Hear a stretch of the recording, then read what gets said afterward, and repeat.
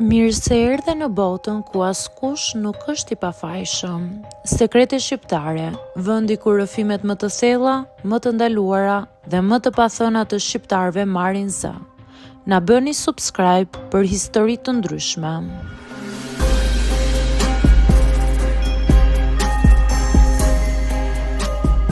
Jam 42 vjeçe, e divorcuar dhe jetoj në fshat. Nuk kam pasur një jetë të lehtë, por kam mësuar të mos ankohem. Kur ndava nga burri, mbeta vetëm me shtëpinë dhe tokën.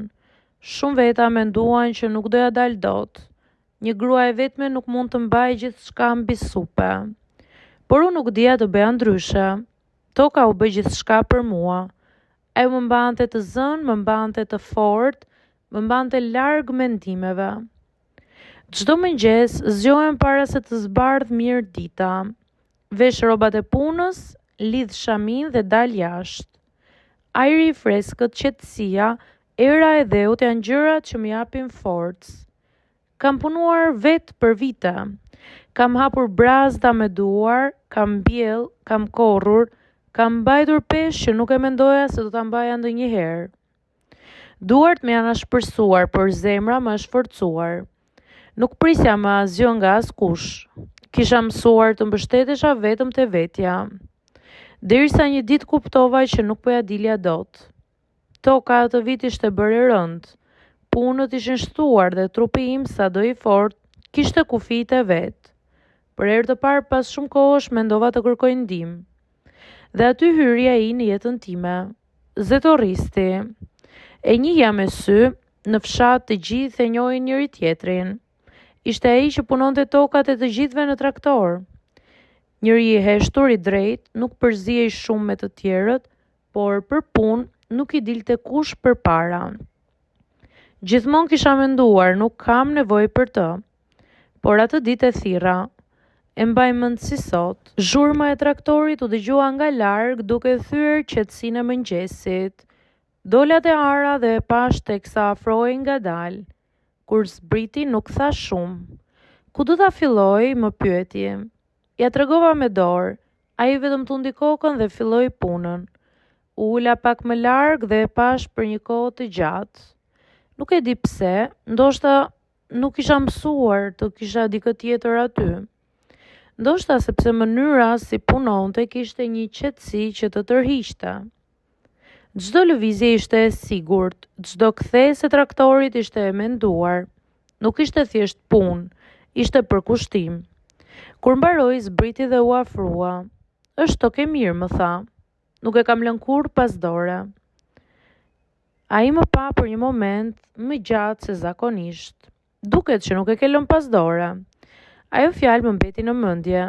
Nuk ishte ndonjë kompliment i madh, por ishte i sinqert. Nga ajo ditë filloi gjithçka pa e kuptuar.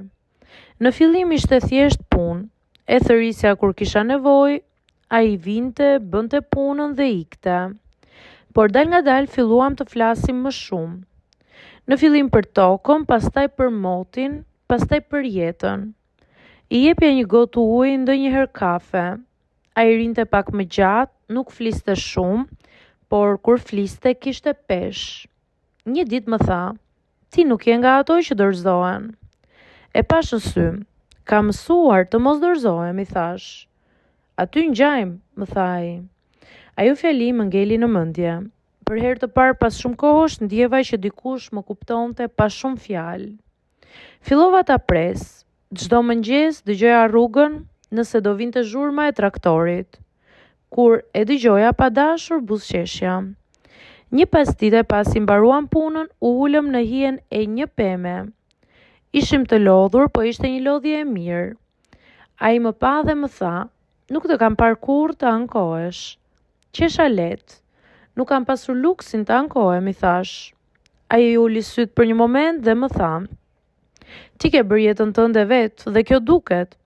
Ato fjalë më prekën më shumë se çdo gjë tjetër. Nuk isha mësuar të më shihnin kështu.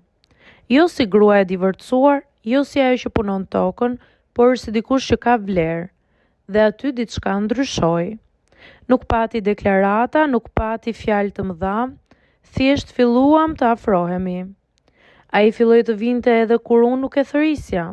Unë fillova të gjej arsye për ta parë. Ndonjëherë punonin bashkë në heshtje, por ajo heshtje nuk ishte bosh. Ishte mbushur me diçka që po linte mes nesh. Një ndjesi që nuk ishte nevojë për shumë fjalë. Një ditë ndërsa po largoj, u kthye dhe më tha: "Nuk je vetëm, edhe pse nuk e thua." Nuk i ktheva përgjigje, por e ndjeva. Ishte shumë e vërtet. Sot, ende zjoj merët, dal në ar, ende punoj tokën, por nuk jam më ajo gruaje që bënte gjithçka vetëm. Sepse diku mes dheut, djersës dhe ditëve të gjata, gjeta diçka që nuk e prisja. Dikë që nuk më pas si barr, por si krah. Dhe ndonjëherë dashuria nuk vjen me zhurmë, vjen qetë si një traktor që afrohet nga larg dhe ndryshon gjithçka pa e kuptuar.